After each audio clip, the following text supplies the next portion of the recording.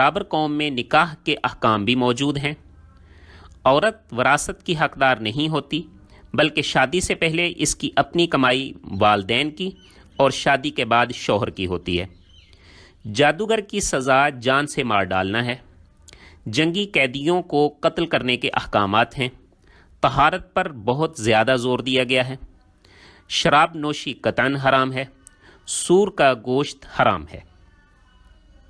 اور اگر ہم یہودی عبادت خانوں کو دیکھیں تو ہیکل سلیمانی کی تباہی کے بعد اس کی جگہ یہودیت کی سپریم مذہبی کونسل نے لے لی، جسے سیناگاگ کہتے ہیں، جس کے معنی ہے یہودی مجالس عبادت۔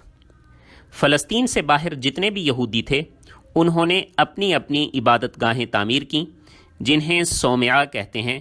صومعہ کی جمع صوامع ہے۔